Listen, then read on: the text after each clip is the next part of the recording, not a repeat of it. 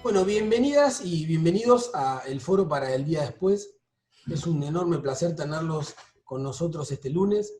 Este foro nació como un poco la necesidad de continuar la militancia por todos los medios que podamos, y así lo charlamos inicialmente con Jorge Sacagnini, con Karina Bianculi y Ariel Bercelli, quien está en el uso del habla en este momento, para continuar ¿qué cosa? Para continuar pensando cómo la política, la tecnología, la alfabetización tecnológica se van intersectando, y para pensar qué teníamos que hacer para el día después, qué teníamos que hacer en el presente y sobre todo poder pensar un poco en los días que vienen.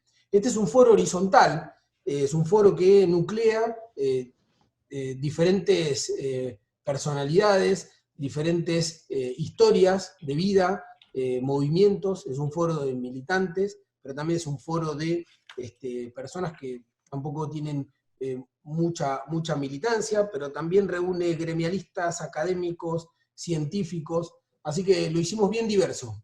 No se parece a nada de las otras cosas que hicimos antes, y como hablábamos un poco antes del inicio, es algo que nos está convocando al aprendizaje constante. Así que nosotros inicialmente le dimos una estructuración de salones vinculados a uno los días lunes y otro los días viernes. El primero de los lunes era política y tecnología, y el de los viernes era alfabetización tecnológica. Lo habíamos dividido así porque entendíamos que si bien era lo mismo que era el foro, teníamos diferentes perspectivas de algunos temas. Bueno, esa estructura ahora la estamos redefiniendo y pasamos directamente a encuentros los días lunes y diferentes espacios de trabajo que denominamos puntos de encuentro. Uno de los primeros que iniciamos fue los puntos de encuentro vinculados al tema de las discusiones sobre el trabajo y específicamente sobre el teletrabajo. El tema que nos convoca hoy, el invitado, van a hablar de eso, pero hace ya varias semanas, y diría meses, porque esto se va alargando, la cuestión de la cuarentena, la cuestión de la pandemia se va alargando. Así que dedicamos a los encuentros de los días jueves, a los puntos de encuentro sobre el tema de teletrabajo, mucha atención. Son diferentes reuniones que vamos teniendo para ir viendo temas muy puntuales. Ahí nosotros tenemos los lunes este espacio donde estamos compartiendo con todas y todos ustedes, y los jueves entonces quedan los puntos de encuentro. Los días lunes vamos a ir intercalando, tanto Jorge Sacagnini como yo, diferentes invitados, pero básicamente vamos a ir atendiendo las cuestiones de la agenda. Es un poco la idea central que estamos teniendo en este momento.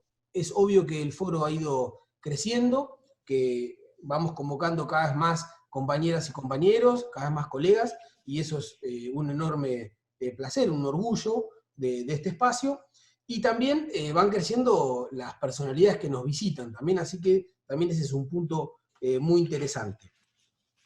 Así que entonces, repasando un poco la nueva estructura que va a tener ahora el foro, vamos a tener fuerte los días lunes, un invitado, una invitada, incluso tal vez la posibilidad de armar un diálogo, y vamos a ir pasando, según los temas de agenda, a cuestiones vinculadas a puntos de encuentro o a temas específicos de discusión. Eso creo que nos va a dar una perspectiva mucho más de trabajo, una perspectiva mucho más interesante en relación a lo que podemos ir construyendo, los documentos, las discusiones, y un aporte sobre todo en el posicionamiento de la política, la tecnología y el aprendizaje de nuestra sociedad, estoy hablando de la Argentina, en relación a los tiempos que vienen. Así que bueno, Jorge, más o menos es la presentación del foro. No sé si querés agregar algo. Creo que ya está No, Julio está ya Nefa. Julio, al cual estoy diciendo que estamos bien, así que ya no hace falta que lo mande por WhatsApp. No, está perfecto. Muchas de las personas que están aquí, algunas de las personas que están en este espacio, están compartiendo con nosotros el trabajo en el punto de encuentro de teletrabajo que mencionaba Ariel recién. Estamos haciendo un trabajo muy importante de organización con una estructura wiki que va permitiendo hacer el milagro de juntar pensamientos distintos de personas de distinto origen y a veces de distinta concepción en un solo producto que refleja las contradicciones, las dudas, pero también una síntesis hacia un objetivo común, que es que el trabajo sea el camino de la dignidad del individuo y no su forma de opresión. Estamos muy contentos con eso y es una experiencia que además queda a disposición de todos para compartir, no solamente en cuanto al trabajo que estamos haciendo, sino a la metodología que nos permite juntarnos en un polígono y no en una superficie, como dice y sabe infinitamente más que yo la doctora Emilce, como dice nuestro Papa Francisco. Entonces, Julio, si a vos te parece, estamos a disposición como para poder... Se te cortó el micrófono, Jorge, un segundito, creo. Ahí está. Estoy buscando a Julio y dándole micrófono. Julio, ¿nos escucha? Ahí está, ahí está. Sí. Julio, el micrófono es tuyo. Bueno, muchísimas gracias. Saludo a todos los que están ahí del otro lado si yo no los veo. Y bueno, para mí es un orgullo de poder participar en esta actividad.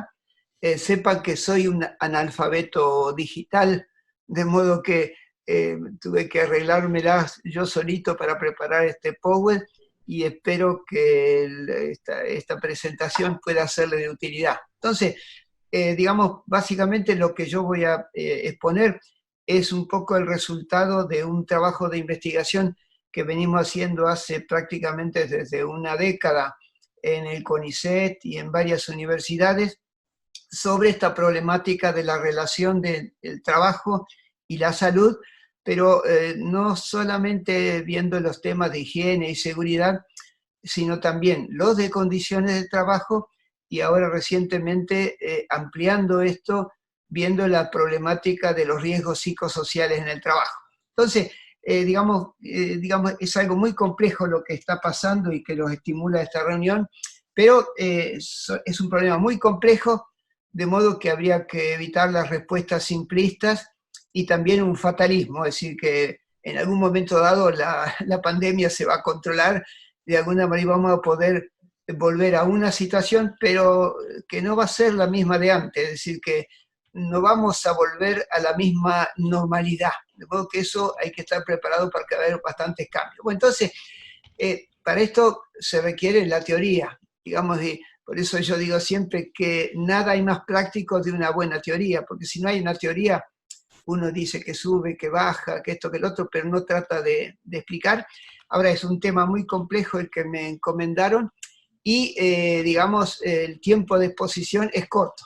De modo que comenzaría diciendo que la cosa tal vez más impactante de la pandemia es que puso de relieve cuáles son las actividades verdaderamente esenciales, que son las que permiten la reproducción de la fuerza de trabajo, ¿sí? Que permiten satisfacer las necesidades en materia de salud, educación, alimentación, vivienda, vestido, higiene personal y tal vez habría que incorporar el medio ambiente porque está en el origen, el deterioro del medio ambiente está en el origen de la pandemia. Pero al mismo tiempo nos damos cuenta de que hay muchas otras necesidades que no son esenciales y que de alguna manera tal vez hay algunos que piensan que cuando volvamos a otra situación va a haber un cambio muy fuerte en cuanto al consumo. Es decir, que se va a reducir el consumo de los bienes suntuarios y que no consumir los bienes suntuarios, ostentatorios, no genera ningún problema para la salud. Pero cuando faltan los otros, sí. Entonces, mi exposición va a tener tres partes. Una, los orígenes y determinantes de estos riesgos psicosociales. En segundo lugar, cuáles son las oportunidades y la amenaza que acarrea el teletrabajo y que esta crisis y la pandemia lo incentivaron de una manera muy exponencial en todo el mundo.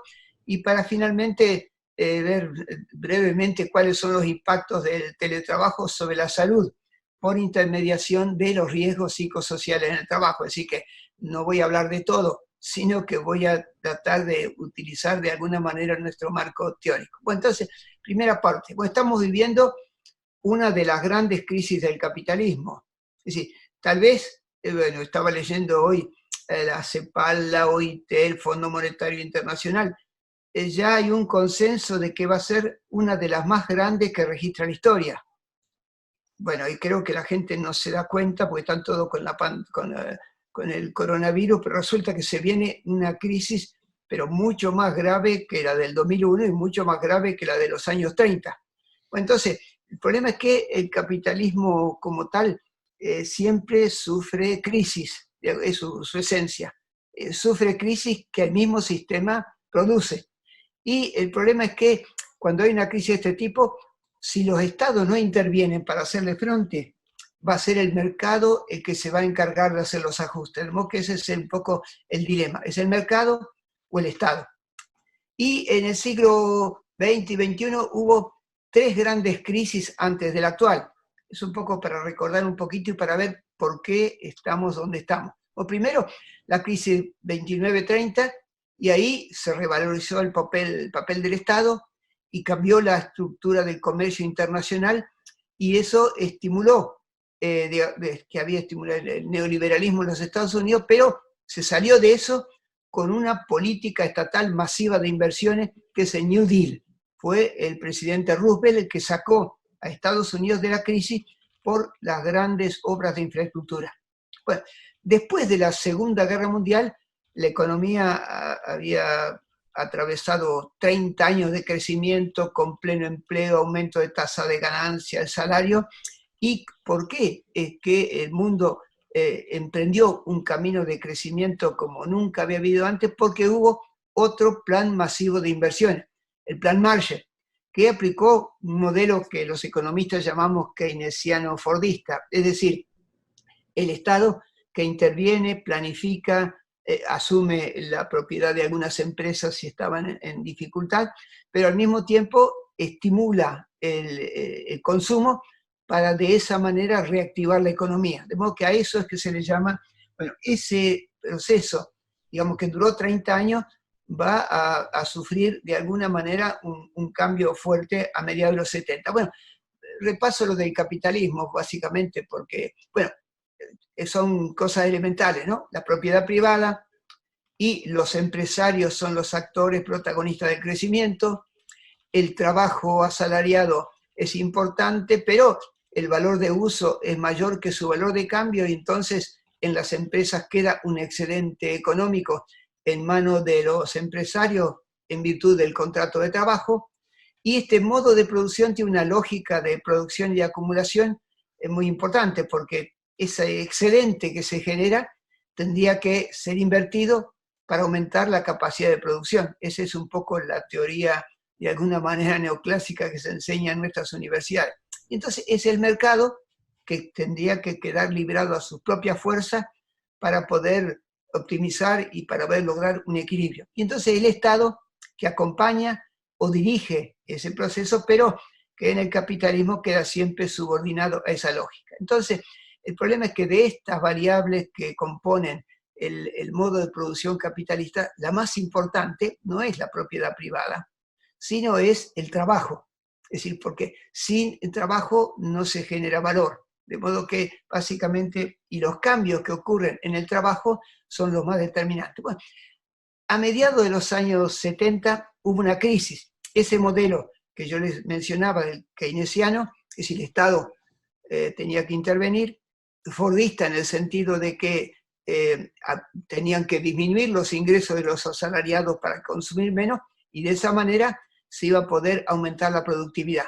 Pero entonces, cuando ocurre esta caída de las tasas de ganancia a mediados de los años 70, todos los países industrializados se pusieron de acuerdo para salvaguardar el sistema, y es así que adoptaron medidas e inauguraron la era del neoliberalismo a partir de mediados de los años 70, después de una década, o de 3 décadas de un modo de desarrollo de tipo keynesiano y fordista.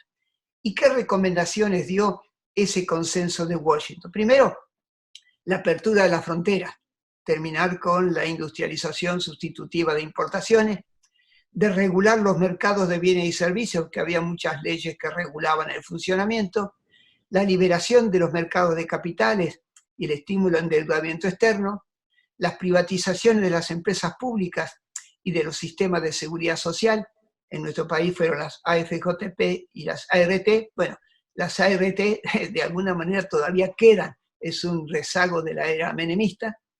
La flexibilización en cuanto al uso de la fuerza de trabajo, todas las reformas laborales que inspiró la OCDE, la Organización de Cooperación y Desarrollo Económica, y que finalmente tarde o temprano se fueron aplicando en todos los países, y que se redujera el déficit público, y para eso habría que hacer políticas de ajuste, y comenzaron con el área social, la salud, la educación, las políticas sociales. Y el resultado de la aplicación de estas medidas, que empezaron Estados Unidos e Inglaterra, fueron los primeros, y después el resto, fueron los procesos que nosotros ahora llamamos de globalización y la financiarización. Y estos dos procesos de globalización y financiarización van a predecir las siguientes crisis. Bueno, desde entonces, ya liberados un poco el comercio internacional y las fronteras y las barreras aduaneras, la competencia ya no es entre las empresas, sino entre los países. Y las empresas quedan sometidas a esa competencia y tuvieron que reestructurarse, utilizar las nuevas tecnologías para innovar, nuevos productos, nuevos procesos productivos, para tratar de que aumentara la productividad del trabajo y se redujeran los costos, tanto los costos fijos como los variables. Y eso dio como resultado una individualización de las relaciones de trabajo, una precarización y una intensificación. Y esa intensificación es un poco un tema central porque el trabajo humano se hizo más intenso y cuando aparece el teletrabajo es una de las modalidades, digamos, que surgen de ese modelo neoliberal para, de alguna manera, intensificar el trabajo humano. Entonces, luego de que los Estados Unidos perdieron la guerra en Vietnam, perdieron poder, se retiran de Asia de alguna manera y emergen nuevos países industriales en todo el sudeste asiático, y eso hizo despertar a China después de la Revolución China y de la muerte de Mao Zedong. Entonces, esos estados impulsaron una política de industrialización feroz. Sobre ese telón de fondo, bueno, daban créditos con bajas tasas de interés o tasa cero, como fue el caso de Corea. Pusieron el acento en la educación tecnológica y en la investigación científica. Son los países que más invierten en educación y más invierten en investigación, y los resultados están a la vista. Y dieron también a las empresas que querían implantarse facilidades para exportar y reducir los costos de los servicios públicos. Entonces, facilidades impositivas para empresas extranjeras, y en esos países los regímenes políticos no fueron democráticos, sino autoritarios, y bajos salarios, debilidad o ausencia claramente de los sindicatos no generó ningún freno para el proceso de acumulación de capital. El problema es que esto que ocurrió en el este cambió la configuración de la producción mundial, y hoy son esos los países más competitivos del mundo, y ya cuestionan la hegemonía de los Estados Unidos. Entonces, esos países del sudeste asiático y China, que eran pobres y siguen siendo pobres en recursos naturales, tenían que importarlos. ¿De dónde venían? De los países menos desarrollados. Y ese nuevo modo de desarrollo, impulsado por estos cambios, dieron origen en los países subdesarrollados y en vías de desarrollo a la reprimarización de la economía. Es decir, que en lugar de poner el acento en la industria que estaba empezando, en la industria de tipo sustitutiva, hay una marcha atrás, y el modelo de desarrollo se basa en la reprimarización de la economía. Bueno, ¿qué es esto? Bueno, la agricultura extensiva, destinada a la exportación. Bueno, en el caso de Argentina, la mayor parte de nuestras exportaciones provienen del sector agroindustrial, básicamente de la soja, pero la soja básicamente está destinada para el consumo de los cerdos de los chinos, que después comen los cerdos. Vemos que básicamente toda nuestra estrategia de exportación es, digamos, el servicio de los cerdos chinos, lo cual es terrible. Y ahí se usan el glifosato, que es un cancerígeno. Y también se desplazó el terreno para los tambos, hay menos de 2.000, 3.000 tambos desaparecieron en Argentina en la última década, y también para el cultivo de hortalizas y legumbres, y eso encareció los precios. Bueno, también para los minerales que necesitaban los países del sudeste asiático y China, bueno, la minería. Entonces, en América Latina, Argentina, Chile, Bolivia, lo que fuera, una minería destinada a la exportación, a cielo abierto sobre todo, que está en el origen de la contaminación de los ríos. La deforestación, para liberar tierras para la agricultura extensiva, y eso afectó el hábitat de la fauna y redujo su espacio vital y facilitó el contacto de los animales con los seres humanos y la transmisión de enfermedades. Yo estaba leyendo que muchas de las pestes, y la actual, provienen de ese cambio en la ecología y esa reducción del hábitat natural de los animales. La influenza es una gripe originada de los pollos y gallinas, se la llama la gripe aviar. El tifus eran las picaduras de los heces de piojos y pulgas que están en varios animales que se acercaban a los seres humanos. La peste bubónica, la picadura de las pulgas que viven las ratas. El SIDA fue transmitida por los simios. La vaca loca, originada en Inglaterra la década pasada, basada en el uso del feedlot, el engorde a corral con hacinamiento. Bueno, piensen todo lo que pasa en esas pobres vacas encerradas durante meses y meses para engordarlas, donde no las dejan ni caminar. Bueno, y obviamente eso tiene un impacto en la carne que sale de esos feedlot. Y el COVID-19, donde el origen que está probado fueron murciélagos, que directa o a través de otro animal se tomaron contacto con los seres humanos. Y todo eso ocurrió por este cambio en el medio ambiente, de donde la importancia terrible de la ecología. Y el desarrollo industrial de esos países del sudeste y en Estados Unidos, básicamente, que es casi el 50% del Producto Bruto Industrial del mundo, aumentó la contaminación ambiental. Y se da la triste realidad de que tanto Estados Unidos como China, ninguno de los dos aprobaron el protocolo de Kioto o el protocolo de París sobre el cambio ambiental. Entonces, en conclusión, el productivismo, digamos, produjo este recalentamiento del planeta y creó el camino para las pestes, que son cada vez más frecuentes, y ya, si ustedes miran el ciclo de las pestes, cada vez la nueva peste ocurre más pronto que la anterior. Wow. Entonces, las grandes diferencias, digamos, es que las grandes diferencias, digamos, van a ocurrir en cuanto al rol del Estado, el papel de la educación, el papel del comercio exterior, el peso de la industria, el cambio, digamos, en el modelo productivo, los costos, buscar reducir los costos, aumentar la calidad, y eso implica en esos países una relación salarial flexible, un sistema de seguridad social incipiente y relaciones de trabajo muy débiles, con bajo salario, pero en esos países hay menos desigualdad que en América Latina. Es decir, que en esos países, digamos, con salarios bajos, básicamente, pero la desigualdad es menor. Y el otro problema que cambió es interesante, porque se habla poco de esto, es que como salida de esa crisis de los años 70, los países capitalistas se modificaron y hubo una diversificación del capitalismo. Es decir que, bueno, la gente simplifica y habla del capitalismo. No, hay como no sé cuántos capitalismos. Son muy distintos. Una cosa es el capitalismo anglosajón, el Reino Unido y Gran Bretaña y Estados Unidos. Otra cosa es el capitalismo en los países nórdicos, Suecia, Noruega. El capitalismo germano, Alemania y Austria, que son en este momento los países donde la calidad es la mejor del mundo.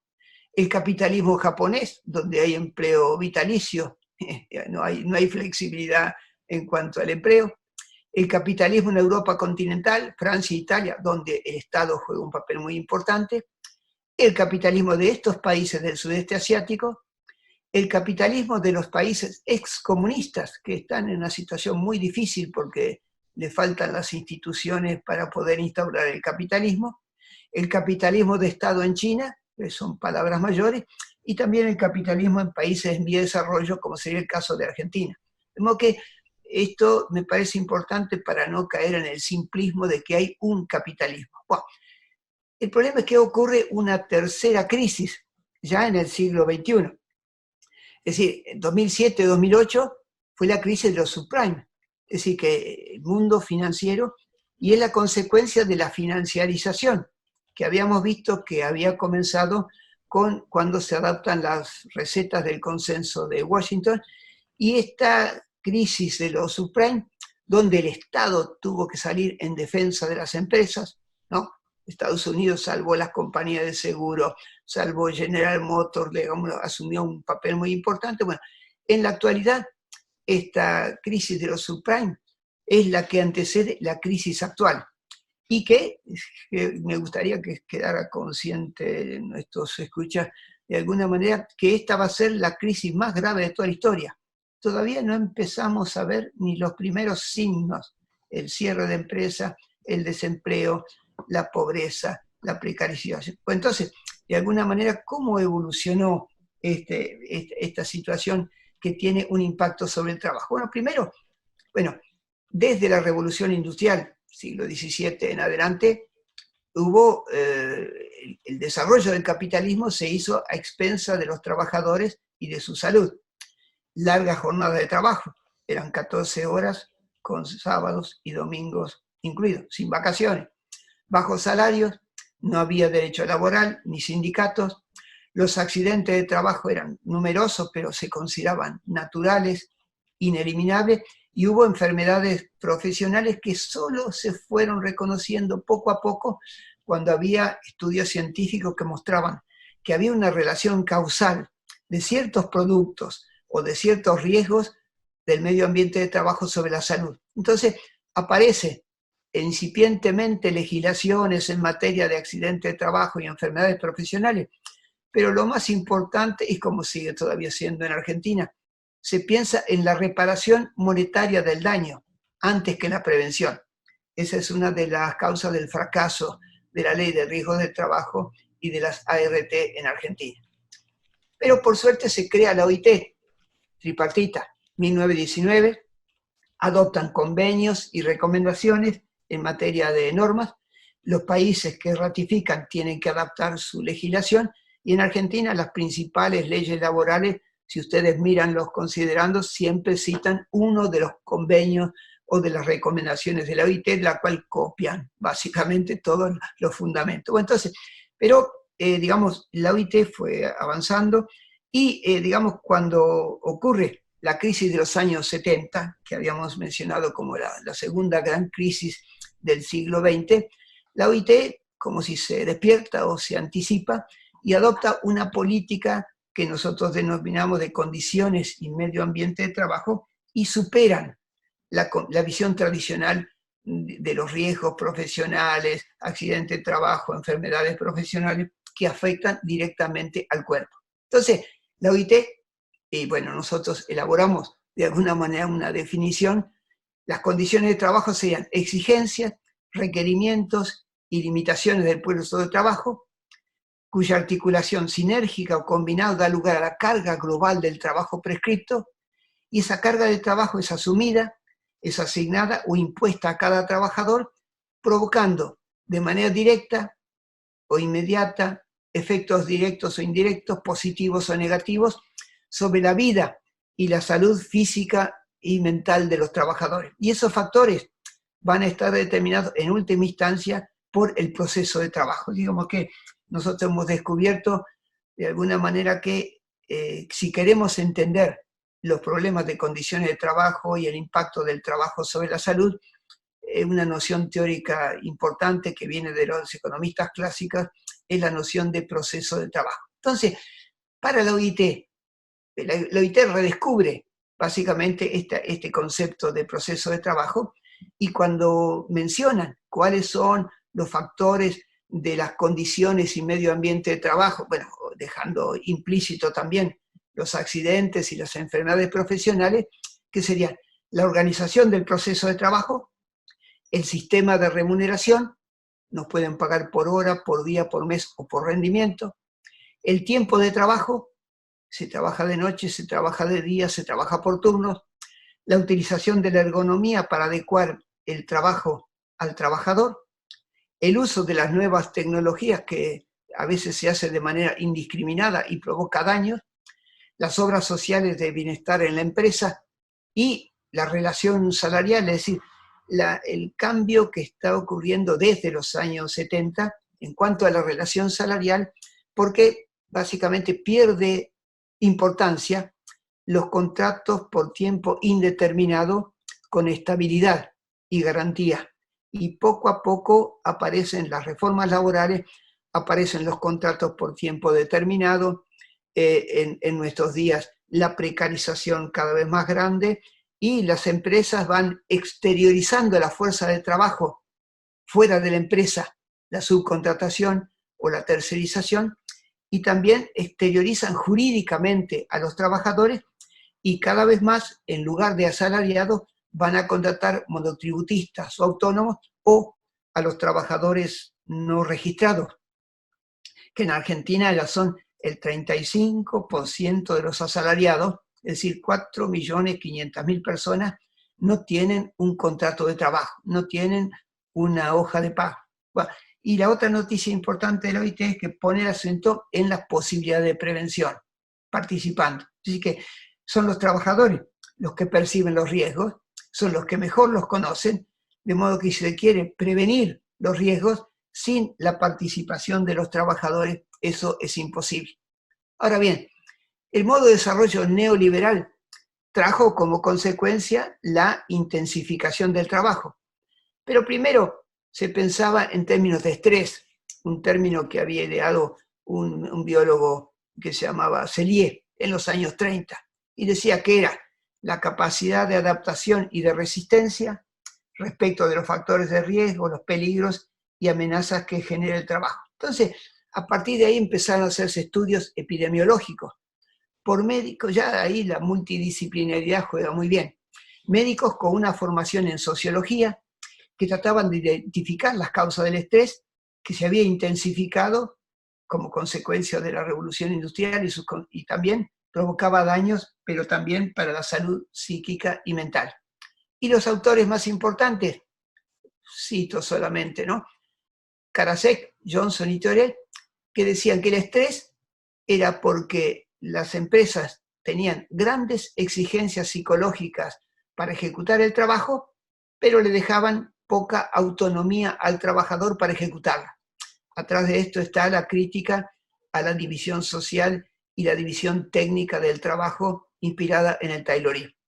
Sigris, más tarde, habla de el estrés como resultado de la intensificación del trabajo, comparándolo con la recompensa monetaria que recibe el trabajador y el reconocimiento moral o simbólico que recibe a cambio de su trabajo. Bueno, cada uno de nosotros, como un ejercicio, vaya mirando cuál es la exigencia de su trabajo y qué autonomía tiene para ejecutarla, o qué intensidad tiene el trabajo y cuánto le pagan por eso y qué reconocimiento moral tiene. Y van a encontrar una primera explicación de lo que ellos llamaban el estrés, pero nosotros le vamos a llamar el sufrimiento moral y simbólico. Entonces, más recientemente hubo estudios de los ergónomos que trataban de estudiar el trabajo, es decir, que esta escuela de ergonomía que el profesor Wisner fue el que la creó, básicamente trataba de ver la contradicción entre el trabajo que nos piden que hagamos,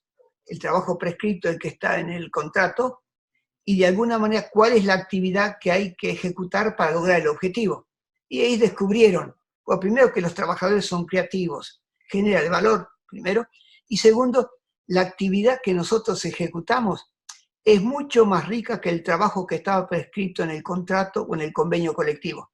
Pero los salarios se fijan no según lo que hacemos, sino según el trabajo para el cual nos contrataron. Con lo cual se dan cuenta que hay también ahí un desajuste. Bueno, entonces, otro autor importante, Christophe Dejour, hace un salto muy fuerte, porque hasta ese momento todo el problema era el tema del dolor. Bueno, cuando hay un accidente, una enfermedad profesional, hay dolor, hay sangre, hay huesos, hay huesos rotos, lo que fuera, y eso se puede medir, ¿no? Las lux de la eliminación, el ruido, digamos, el calor, todo eso se puede medir. Pero lo que dice de Jure es que finalmente, además de eso, el problema es que cuando las condiciones de trabajo no son adecuadas, el problema es que el trabajador sufre. Y eso es de otra naturaleza. Dice, eso no se mira, no se toca, no se ve.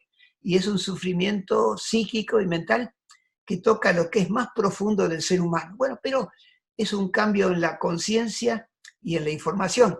Es decir, que nuevamente a estos temas, al sufrimiento psíquico y mental, es recién ahora que se esté dando importancia. Entonces, pero los trabajadores no se quedan pasivos cuando sufren, se defienden. Entonces, hay estrategias de alguna manera para superar eso, y es lo que los psicólogos ya hablan de la sublimación. Es decir, que el trabajo es siempre un lugar donde hay placer y donde hay sufrimiento. Y como dice de Jure, cómo los trabajadores no se vuelven locos y no dejan de trabajar porque están sufriendo. Y bueno, porque lo subliman. ¿Y cómo lo sublimamos? Cuando tomamos conciencia de que hacemos un trabajo que es de utilidad social, piensen ahora los que están trabajando en el área de salud, si el trabajo nos permite aprender, si recibimos un buen salario, si tenemos la conciencia de formamos parte de un colectivo de trabajo donde hay comunicación y cooperación entre los miembros, si se recibe un reconocimiento moral y simbólico de los compañeros de trabajo, de los empleadores, de aquellos que se ocupan de la gestión de nuestra fuerza de trabajo. Es decir, que si nosotros logramos de alguna manera, digamos, tener en cuenta todo esto, podemos sublimar el sufrimiento y podemos encontrarle un placer en el trabajo. Condición sine qua non para que podamos ser felices mientras trabajamos. Entonces, el profesor Golac, junto con Tomás Coutreau, ha pedido del gobierno francés que le pidió un apoyo porque estaban viendo que las enfermedades de tipo psíquico y mental eran las más numerosas y las que le provocaban mayores problemas para el presupuesto del Ministerio de Salud. Entonces, hubo una investigación que hizo Golac, no es largo de contarla cómo fue, pero la definición que le aporta son, ya aparece un cambio muy fuerte con respecto a lo que es la higiene, seguridad e incluso la tradicional de condiciones de trabajo. Es decir, son riesgos para la salud física, psíquica, mental y social, engendrada por los determinantes socioeconómicos que se desenvuelven en un contexto histórico. Le conté recién las transformaciones que está sufriendo el capitalismo y las que se vienen. Un contexto económico y social, las formas que adopta el proceso de trabajo, hay nuevas formas de organización también, la condición de empleo, tenemos un empleo estable de planta permanente, o es un empleo precario, o trabajamos en negro, o somos monotributistas o autónomos, cómo está organizado el trabajo y cuáles son los factores relacionales, porque el trabajo es un hecho social. Tenemos contacto con los compañeros, con los jefes, con los supervisores, con los clientes, con los usuarios, y eso perturba nuestra salud psíquica y mental. Entonces, según, digamos, brevemente, porque hay muchas publicaciones sobre esto y que si alguien quiere profundizar, bueno, ¿cuáles son esos factores de riesgo? Lo primero, la intensidad, la exigencia, los riesgos del medio ambiente, la duración del tiempo de trabajo y medidas de prevención.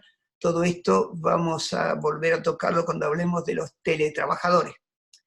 El grado de autonomía y de control que tenemos para ejecutar el proceso de trabajo, o tenemos que dividir el trabajo y ejecutar lo que otro pensó. Es decir, que hay unos que conciben el trabajo y otros que lo ejecutan. Bueno, esa disociación es antihumana y el trabajador sufre porque se encuentra como alienado. Su cabeza está dominada por el pensamiento de otro que le dice lo que tiene que hacer, cómo tiene que hacer y en qué tiempo. Bueno, no toda la gente es consciente de esto. Bueno, el grado de alienación que la gente puede tener le impide pensar en eso, ¿no? Bueno, el control de las emociones. Hay veces que en el trabajo tenemos que tener miedo, tenemos miedo. Tenemos que fingir a veces, no demostrar, no ser auténticos. Digamos, tenemos que contenernos ante el hostigamiento, una violencia verbal, para evitar la empatía, para poder hacer el trabajo, pero eso es un esfuerzo costoso. Y cuando se agota emocionalmente un trabajador, aparece una enfermedad que es cada vez más frecuente en Argentina, que es el burnout. Bueno, las relaciones sociales y el trabajo, si en el lugar de trabajo hay hostigamiento, bueno, ustedes los que están trabajando saben eso, hay violencia verbal y física, hay acoso sexual, ese agotamiento emocional, hay adicciones cada vez más a la droga y al alcohol, también hay una adicción al trabajo, que finalmente destruye la familia, y el suicidio. Bueno, entonces el problema es que esto del suicidio es interesante porque cada vez más hay personas que se suicidan y que no es por amores contrariados, sino que se suicidan por los cambios que se le produjeron en su proceso de trabajo. Y el caso europeo es tremendo. Bueno, también hay conflictos éticos y de valores. Y bueno, cada uno de nosotros tiene una ética basada en valores trascendentes, una de las tantas religiones que hay en el mundo, o una ética ciudadana, pero todos nosotros tenemos una idea de lo que es bueno y de lo que es malo. Pero hay veces que en el trabajo tenemos que hacer cosas con las cuales no estamos de acuerdo o estamos en desacuerdo. Bueno, teletrabajador, los que hacen ventas compulsivas, ¿no? No sé, todos habremos recibido estos días más que nunca, acabo de recibir una también de una empresa de teléfonos que me quiere vender me quiere vender el servicio, que me dan una rebaja, que esto es una venta compulsiva. Bueno, al final uno corta después de 15 minutos, chao. Nos quieren vender contra nuestra voluntad. Pues hay gente que tiene que trabajar, que ese es su trabajo, y le van a pagar en función de las ventas que haga. Hay gente que tiene que mentir a los clientes y los usuarios, ¿no? Los call centers, los teletrabajadores, y tienen que mentir, no pueden decir toda la verdad. Bueno, está el tema de la seguridad y la estabilidad en el empleo. Bueno, esto es vital. Es decir, el desempleo.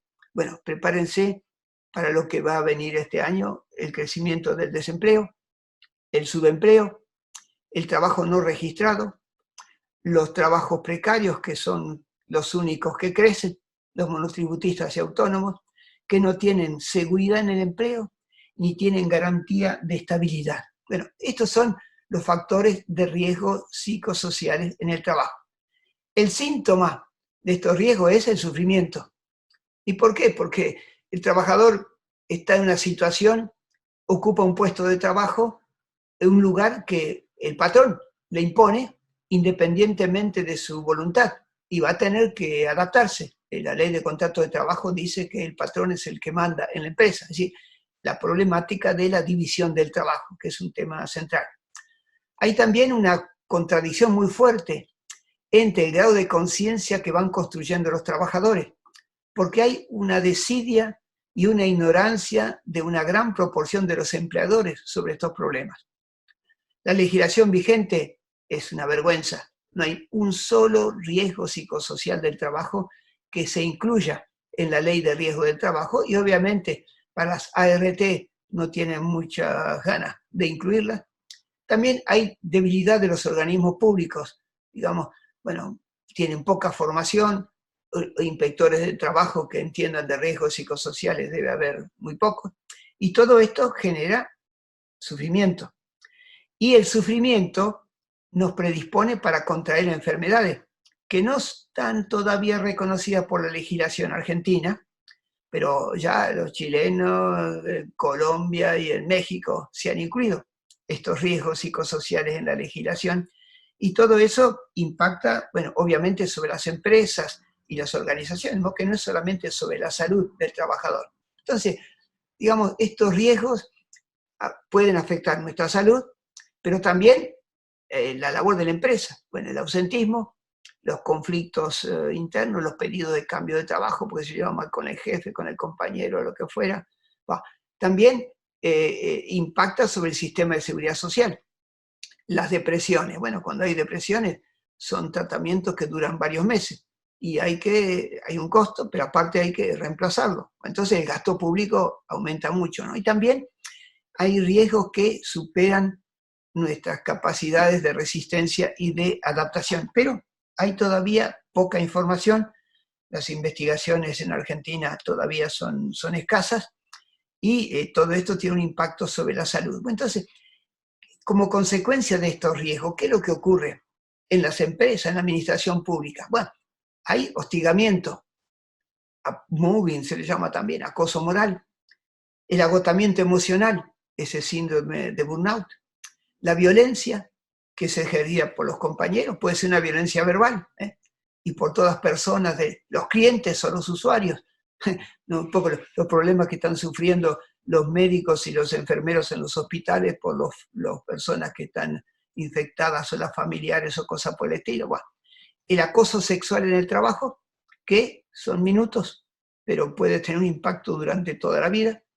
La adicción al trabajo, es decir, el workoholismo que se le llama, que es generada a veces por el sistema de remuneración según el rendimiento, pero cuando un trabajador es adicto al trabajo, para el empresario es un modelo, es el buen trabajador, el que llega antes, el que se queda después, que lleva trabajo a la casa. Bueno, está también el consumo adictivo de drogas y de alcohol, que se lo mira a veces como un problema biológico cuando es un mecanismo de compensación por las malas condiciones de trabajo y por el sufrimiento del trabajo. Entonces el suicidio o los intentos de suicidio. Bueno, entonces el problema es que yo descubrí esto tarde, yo no soy médico, pero descubrí que estudios epidemiológicos demostraron que hay una asociación muy fuerte entre estos riesgos psicosociales en el trabajo y enfermedades que impactan directamente sobre el cuerpo. ¿Por qué?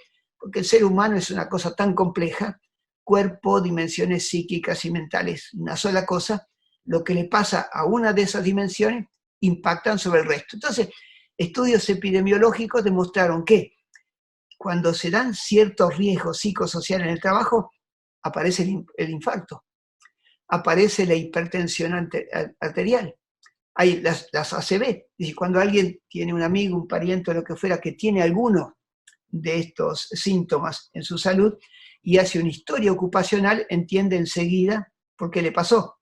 Estaba siempre tenso, le daban más trabajo del que él podía hacer, lo trataban mal, había malas relaciones con el jefe, malas relaciones con los compañeros. Bueno, básicamente todo eso finalmente se somatiza. Bueno, hay trastornos respiratorios, gastrointestinales. Muchos de nosotros hemos tenido una diarrea en algún momento dado por una situación muy tensa que hemos vivido. Trastornos musculoesqueléticos por el hecho de trabajar en tensión y cada vez más los que están delante de una computadora varias horas por día. Las depresiones, las perturbaciones psiquiátricas, y hay conductas estas sociales, bueno, la drogadicción, el alcoholismo, y hay lo que es cada vez más frecuente, estos trastornos de ansiedad generalizada. Bueno, entro a la segunda parte.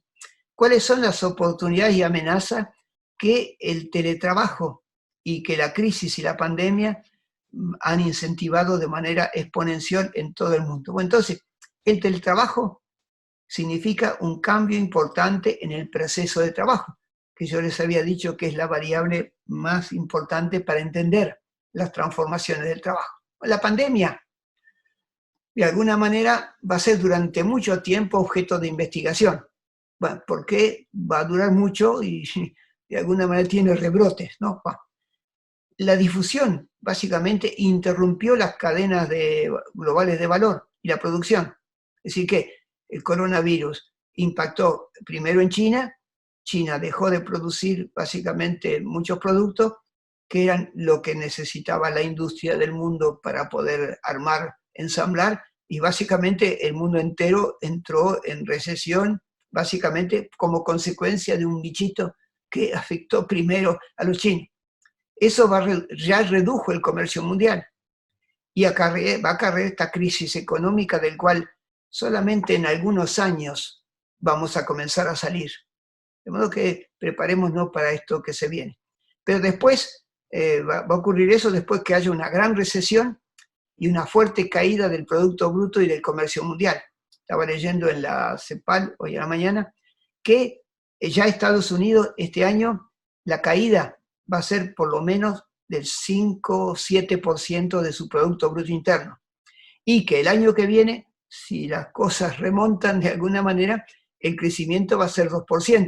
Es decir, que van a quedar 3% abajo del año 2019. ¿Entienden? Bueno, entonces, para Argentina, los cálculos dicen que la caída del producto va a ser de más o menos 10%. Es decir, más que la crisis del 2001. Bueno, piensen ustedes que entonces la pandemia va a desatar esa crisis del capitalismo que estaba un poco larvada. Bueno, entonces, esto, de vuelta, nos mostró la pandemia, nos explicó cuáles son las cosas que son esenciales, los bienes esenciales, ¿no? Y esto son las que permiten satisfacer las necesidades para la vida. Y también, digamos, aparece claro que hay otras necesidades que no son tan esenciales, vinculadas con el consumo ostentatorio, la sociedad de consumo, ¿no? Que de alguna manera en el capitalismo se estimula para que se cree la demanda y por lo tanto para que haya más producción y por lo tanto más tasa de ganancia. Entonces, ahora nos vamos a centrar en el teletrabajo, porque se desarrolla en la crisis y es una forma para no interrumpir la producción. Pero básicamente es algo que tiene una lógica, no es por azar que aparece el teletrabajo. Entonces, y que un árbol no nos esconda el bosque. Bueno, definiciones de alguna manera entonces, en el teletrabajo hay ganadores y perdedores, ¿no? Pues las empresas recurren, le llaman eufemísticamente el home office, y aceleraron los planes para incorporar nuevas tecnologías, para no interrumpir las actividades, y eso va a permitir mantener un porcentaje considerable de sus trabajadores que ahora operan a distancia.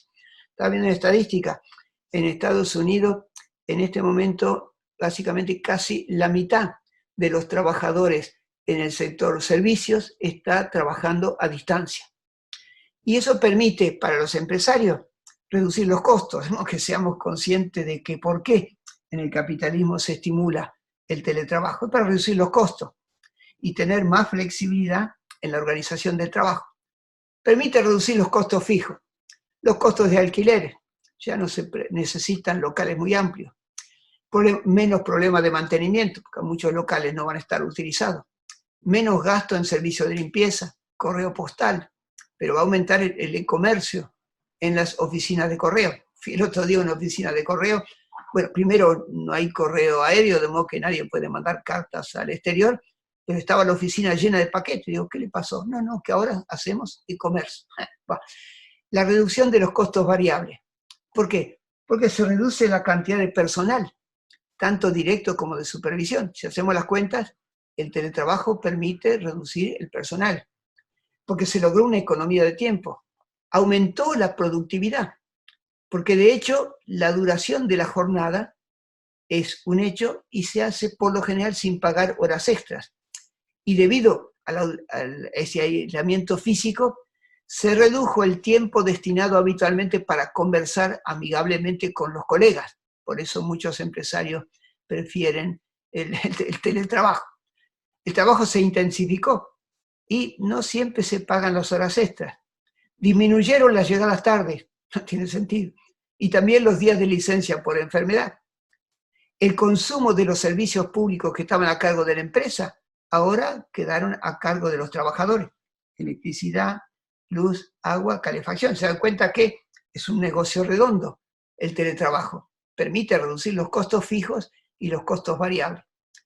Y a los trabajadores se les permite entonces trabajar a distancia, redujo el tiempo de transporte y los costos no solo para la comida, sino también para el aseo personal y la vestimenta, y esto es muy valorado porque permitió a los minusválidos y a las mamás con niños de corta edad cuidarlos y trabajar sin salir de su casa. ¿No? Que hay trabajadores que están contentos con el teletrabajo. Pero básicamente muchas de estas tareas estratégicas para las empresas se van a hacer dentro de los domicilios, generando un comportamiento aislado, es decir, se aísla el trabajador, pero va a estar sujeto a vigilancia y control por medios electrónicos. Es decir, lo central del capitalismo, la vigilancia y el control sobre los trabajadores, pero ahora se puede hacer sin la presencia del supervisor o del jefe en la oficina. Son medios electrónicos. Y en este momento los empresarios saben perfectamente cuántas cosas hace su teletrabajador y a veces le pueden poner un mecanismo electrónico de tipo Zoom o cosas por el estilo y se pueden dar instalando, le pueden decir que instale el Zoom y se van a dar cuenta cuándo están trabajando y cuándo no están trabajando. Entonces, el trabajo ahora es más intenso que antes. Y no cualquiera es aceptado como teletrabajador. Porque básicamente estas tareas que tienen que realizarse en los domicilios, en un trabajo individual, va a estar sujeto a la vigilancia y el control por esos medios electrónicos. Y eso deja en inferioridad de condiciones al trabajador frente a los empleadores y debilita, seguro, la acción conjunta por parte de los sindicatos. De modo que cuando se instala el teletrabajo, los empresarios están pensando también que esa es una forma de debilitar la organización sindical. Y la prevención, de alguna manera, de los accidentes de trabajo que pueden ocurrir en las viviendas cuando se está trabajando, las ART no lo cubren y es fuente de litigio. Digo, ¿cómo es que es un accidente de trabajo que estaba en la casa? Básicamente da lugar a litigio por todo el mundo, pero también de alguna manera genera un sufrimiento de tipo psíquico y mental, ¿no? Primero, las restricciones que tiene el trabajador en su margen de autonomía y de control. Es decir, que el que está teletrabajando no está totalmente libre y autónomo. Es decir, su margen de autonomía está reducido porque tiene que hacer algo en un tiempo dado y hay incertidumbre e inseguridad en cuanto a la continuidad de la relación salarial.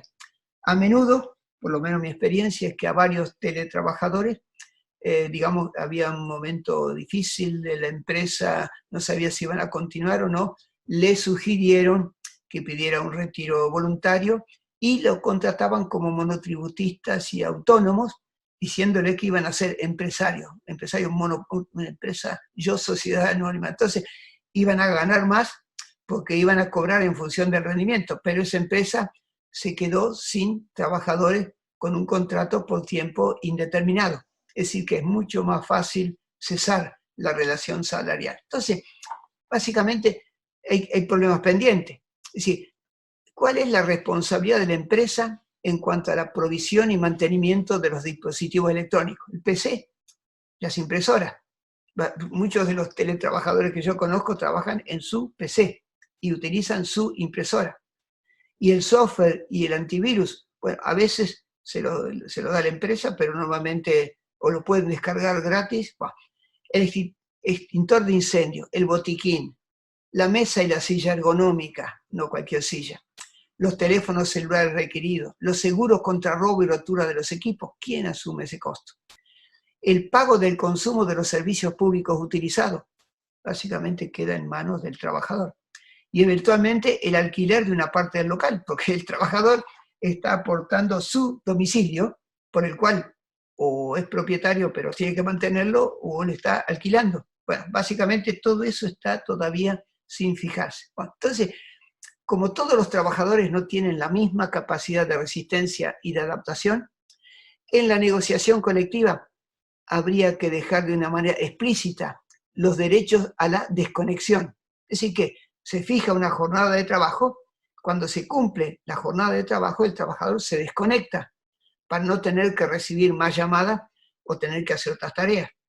Y por otra parte, habría que prever la reversión, es decir, la posibilidad de volver a trabajar en la oficina, en permanencia o periódicamente, porque el trabajador necesita esa relación con sus compañeros de trabajo. Entonces, para el teletrabajador es muy difícil controlar su tiempo de trabajo. Y los trabajadores se sienten presionados o superan voluntariamente la jornada máxima legal de trabajo, y cuando es necesario para cumplir los objetivos, tengo teletrabajadores en la familia, siguen trabajando de noche, en los fines de semana y en los feriados. Entonces aumenta la duración y la intensidad del trabajo, pero a menudo no se pagan esas horas extras, ni se respeta el tiempo, ni los días no laborables para permitir la recuperación de la fatiga. Bueno, vamos a la tercera parte. ¿Cuáles son los impactos de este teletrabajo sobre la salud? Actuando por intermedio de los riesgos psicosociales en el trabajo. Entonces, básicamente, el teletrabajo es un modo de organización del proceso de trabajo, dispone que el trabajador realiza su labor estando distante físicamente respecto de la sede de su empleador y utiliza las tecnologías de la información y la comunicación para desarrollar el trabajo, comunicarse con su empleador, con sus compañeros, así como los clientes o usuarios de la empresa. Pero no cualquiera es seleccionado para trabajar a domicilio, dado que tiene que tener un margen de autonomía. Básicamente los psicólogos de alguna manera detectan, y si las personas tienen un cierto carácter obsesivo para poder cumplir los objetivos fijados, esa persona es un buen candidato para teletrabajar.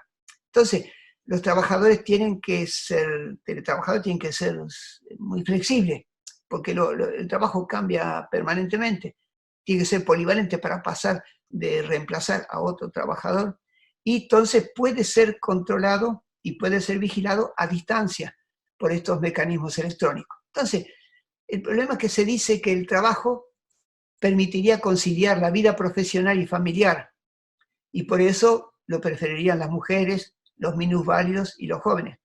Pero finalmente eso termina ampliando la extensión de la jornada total de trabajo de las mujeres, y sobre todo el tiempo de trabajo que no es pago, las tareas domésticas. La duración del tiempo de trabajo supera siempre a lo que está establecido en las normas contractuales. Entonces, a veces lo hacen voluntariamente, digamos, trabajando de noche, haciendo horas extras sin cobrarla, cosa por el estilo, porque hay un sentido de responsabilidad. Entonces, la paradoja es que se trabajan más horas fuera de los horarios de trabajo y sin cobrarla, sin necesidad de que esté presente físicamente el jefe o el supervisor. Pero esto le puede generar conflictos familiares. Y ahora se puede, gracias a Internet, controlar más el trabajo, según los resultados, saber cuál es el tiempo de trabajo. En cuanto a las buenas condiciones para trabajar, digamos, no todos los trabajadores de clase media, digamos, tienen un espacio físico en su casa al abrigo de los ruidos hogareños y con cierta privacidad. No todas las familias tienen un office dentro de su casa, no tienen domicilios tan amplios como para poder destinar un solo local para el home office. Entonces, lo que ocurre es que el trabajo invade la esfera doméstica y puede generar conflictos con el resto de la familia. Incluso ahora conozco casos en disputa, porque los chicos tienen que responder por internet las consignas que le dan los docentes, la disputa por el uso de la única PC disponible. Entonces, el teletrabajo individualiza al trabajador, que es un ser social, y como necesitamos asociarnos con otros, cooperar, transmitir informaciones, aprender, y el teletrabajo dificulta las relaciones presenciales con los compañeros, y obviamente también con la organización sindical. La pantalla y el teléfono celular generan una cierta adicción para seguir conectados. Y cuando el trabajador ha concluido la jornada y le siguen llegando mail o llamados, se siente motivado moralmente y obligado a responder. Mientras que si estuviera en la oficina, en el momento de salir, llega un correo o lo que fuera, cierra la computadora y lo va a contestar el día siguiente. Entonces, que hay como una presión para trabajar horas adicionales que aumentan la fatiga. Entonces, es importante que en los convenios se establezcan normas sobre la duración máxima legal del trabajo y para que su exceso no invada la vida doméstica, la vida familiar. Y también que no se utilicen técnicas de control, software espías. Cuando se pasa del trabajo presencial al teletrabajo, habría que mantener la posibilidad de volver a la situación de trabajo presencial si los trabajadores no se adaptan. Y también hay trabajadores que tienen que conectarse con otros países y hay una diferencia horaria. Y entonces ese trabajador tiene que violentar su ritmo circadiano en detrimento de la salud por las diferencias horarias. Y no siempre eso se considera en la recompensa. Entonces, un ejemplo muy claro es el teletrabajo en la educación. Bueno, básicamente todos nosotros como docentes o como abuelos o padres conocemos, ¿no? Entonces, la educación, ahora con el uso del teletrabajo para la educación, discrimina. Es decir, no todas las familias de los docentes y de los alumnos disponen de PC o de una conectividad adecuada. Y lo que está ocurriendo es un desgranamiento escolar. Es decir, que no todos los chicos siguen la enseñanza porque o no tienen el PC o porque en la casa no le pueden ayudar. Entonces cambian las normas de la familia. Los padres se convierten en tutores y educadores, pero sin tener la preparación. Y básicamente, cuando se usa el teletrabajo en la educación, eso permite ahorrar fuerza de trabajo en las instituciones educativas, porque el trabajo se identifica, se hacen cada vez más horas, entonces se requieren menos personal. Entonces, los docentes no tenían ni equipamiento ni la conectividad necesaria y ni estaban preparados para dar clases ahora que tienen que ser más cortas.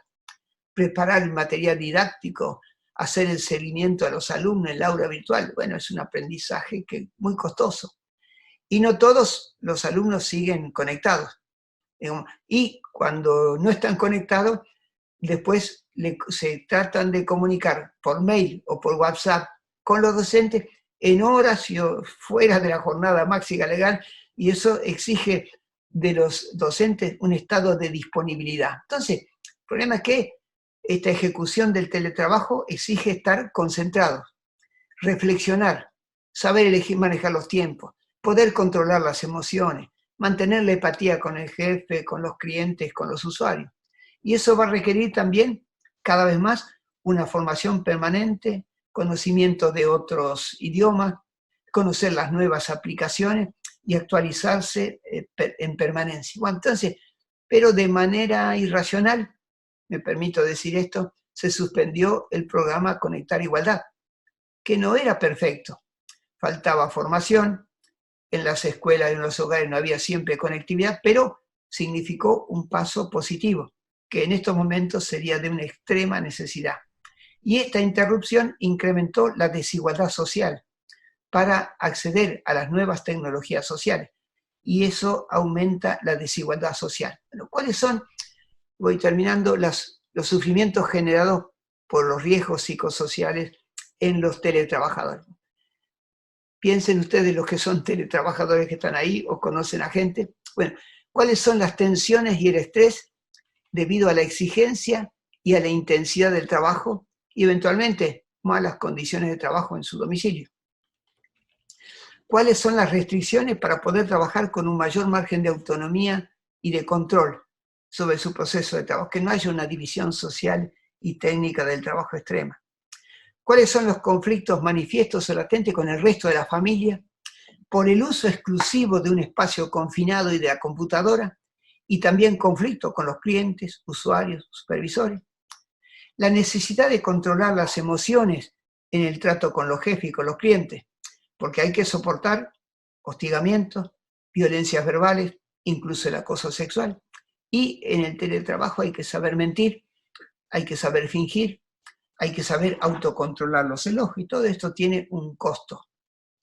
Hay gente que tiene que verse obligado a hacer cosas con las cuales no están de acuerdo. Cuando esta teleactividad entra en conflicto con los principios éticos y nuestra escala de valores. Habíamos dicho las ventas compulsivas. Tener que mentir o ocultar información a los clientes y a los usuarios para salvaguardar la cara de la empresa. Tener la sensación de que se está siendo controlado y vigilado en permanencia, pero no de manera presencial por parte de los supervisores. El sufrimiento que genera cuando la recompensa monetaria recibida está por debajo de este esfuerzo y por la falta de reconocimiento moral o simbólico de su trabajo por parte de la empresa y de la sociedad. Y los trabajadores sufren más la ansiedad, se sienten aislados, son más propensos al burnout, ese agotamiento emocional. Tienen conciencia de culpa porque están perturbando el ritmo y la vida familiar. Y a menudo tienen estos trastornos musculoesqueléticos y cada vez más frecuentes perturbaciones del sueño y del humor. Y sobre todo la incertidumbre y la inseguridad en cuanto a la continuidad de la relación salarial. Porque básicamente, dado que el trabajo se ha intensificado, se puede generar un exceso de personal. Y le había dicho que mi experiencia es que muchas veces a esos teletrabajadores viene de alguna manera el empresario y le dice que le ofrece un retiro voluntario jugoso y la posibilidad de trabajar como monotributista autónomo, porque entonces sería empresario, cobraría más, pero básicamente el trabajador cuando escucha eso lo percibe como el anuncio de un despido y acepta ser teletrabajador.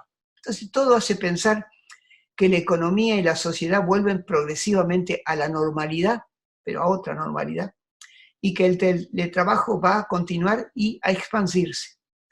Y se dan ahora las condiciones para adoptar una política y promover la negociación colectiva sobre este tema, y para que el trabajo no provoque los daños psíquicos y mentales a la salud.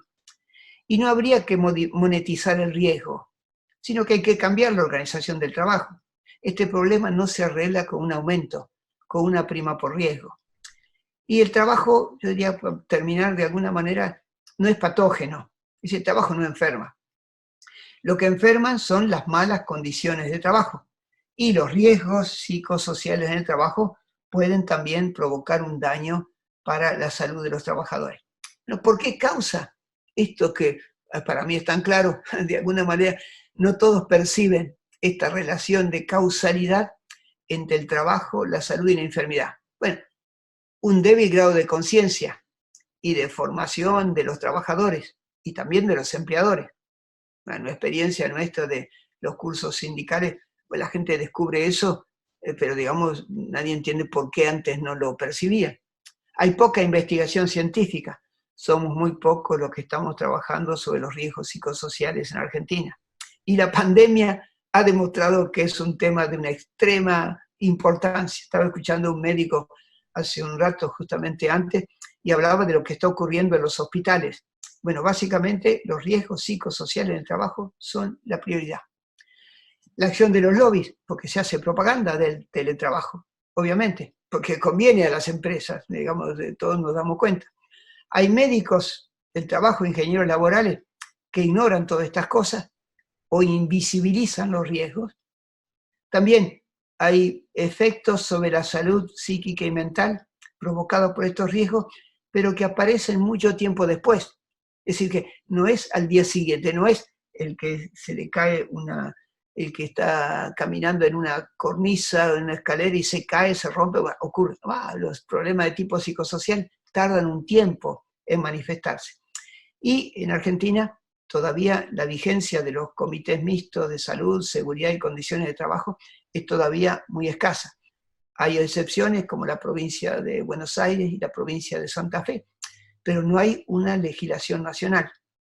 La legislación vigente está incompleta, está atrasada y desconoce los riesgos psicosociales en el trabajo. Entonces, hay una agenda para los empleadores, para los sindicatos, para los que se ocupan de la gestión del personal.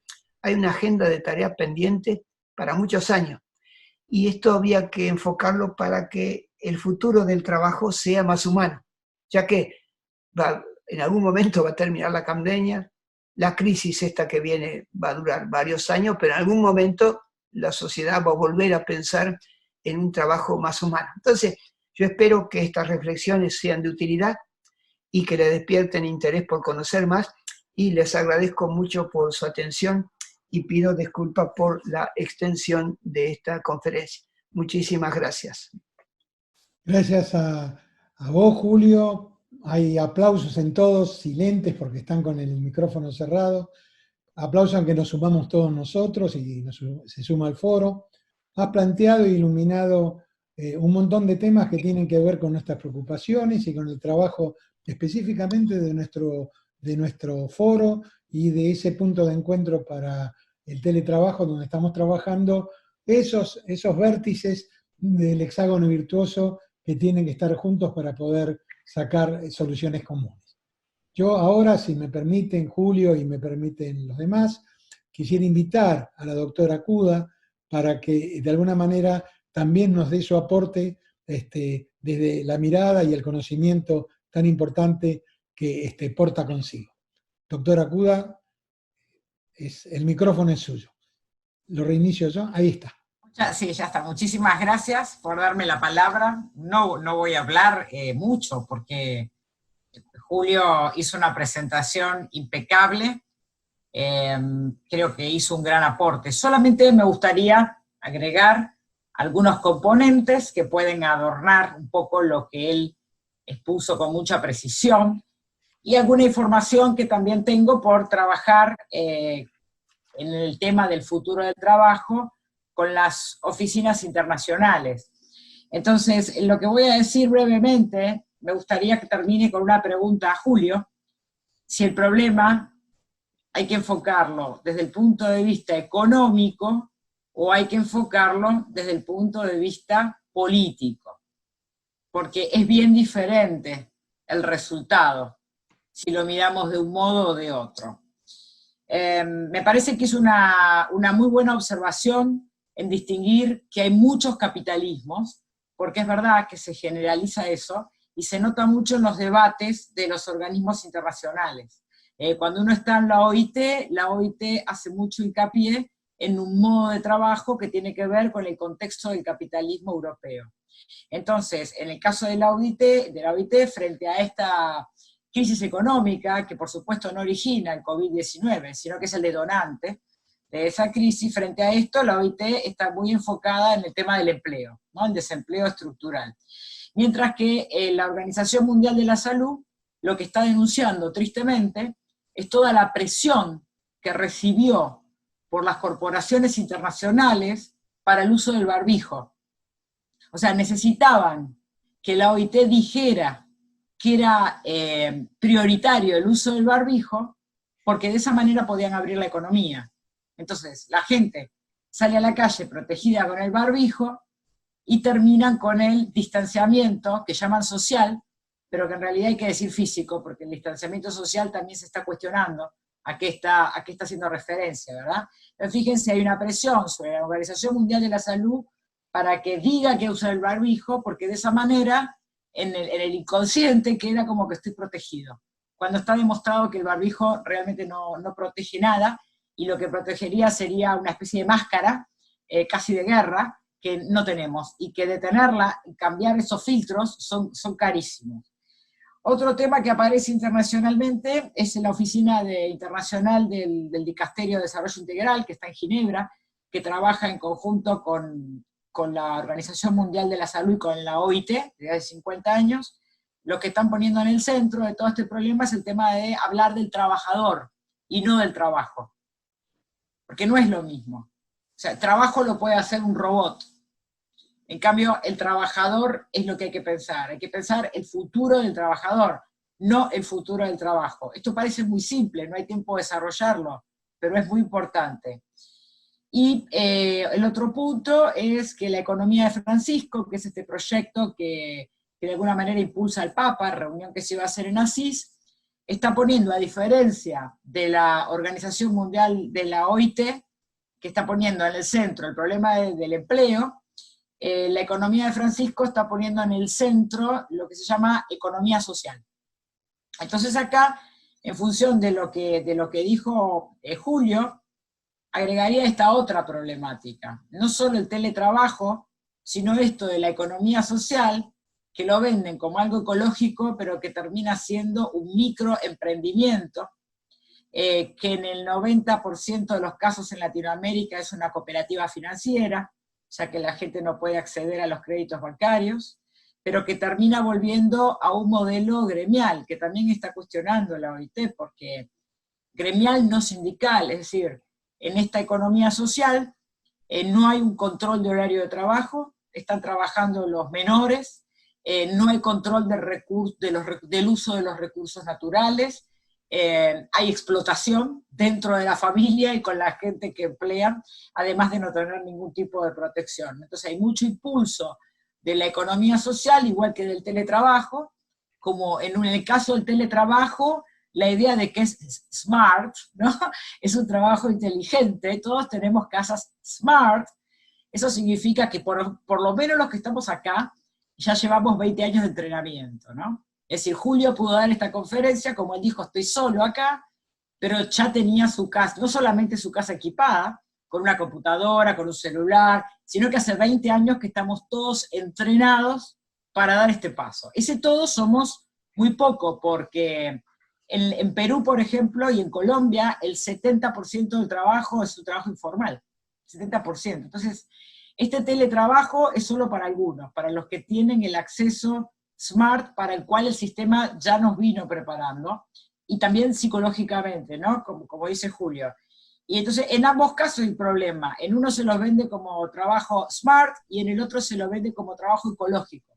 Cuando todos sabemos que los productos de esa economía social y solidaria, en el caso de que sean ecológicos, porque en Latinoamérica hay un robo y una intervención de la semilla, por lo tanto no es fácil desarrollar ese trabajo de la economía así nomás, y en el caso de que lo puedan lograr, los productos son tan caros que terminan no resolviendo el problema de la crisis alimentaria, sino satisfaciendo una cuasi ética verde de ciertos sectores que puedan adquirir esos productos.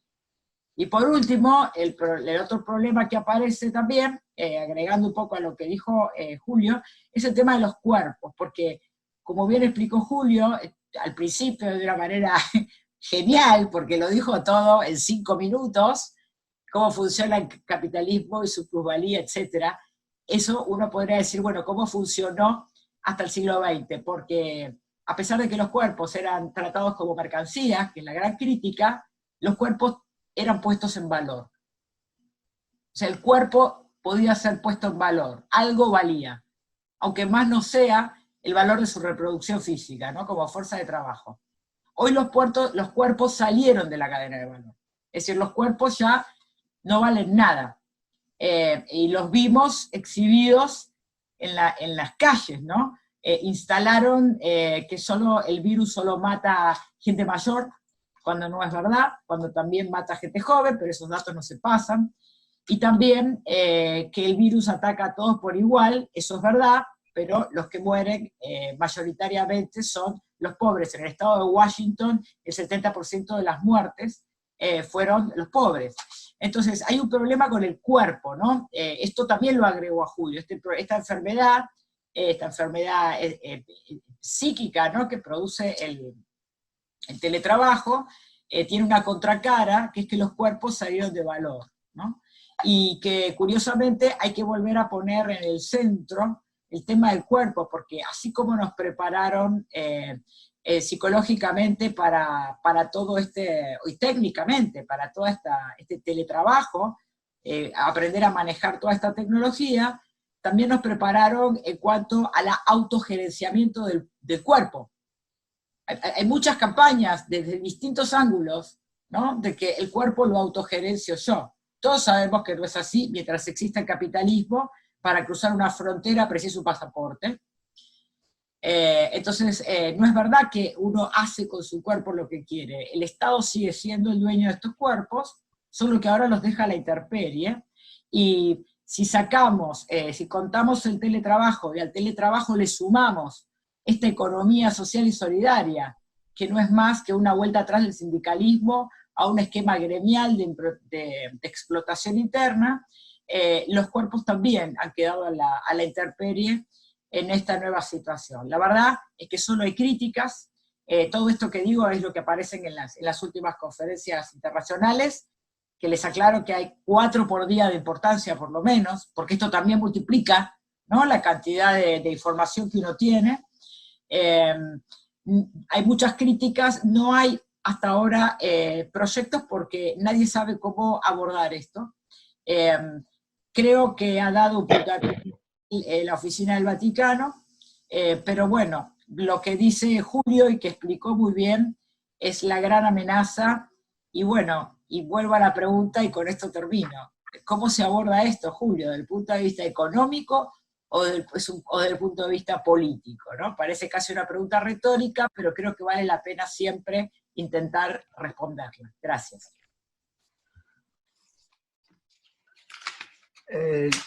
¿Hay alguna otra pregunta o contesto?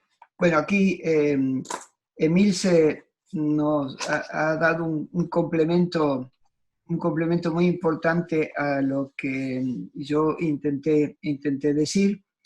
Bueno, creo que desde el punto de vista, había algunas observaciones. Bueno, primero, es cierto que el problema, hablar del trabajo es una cosa abstracta.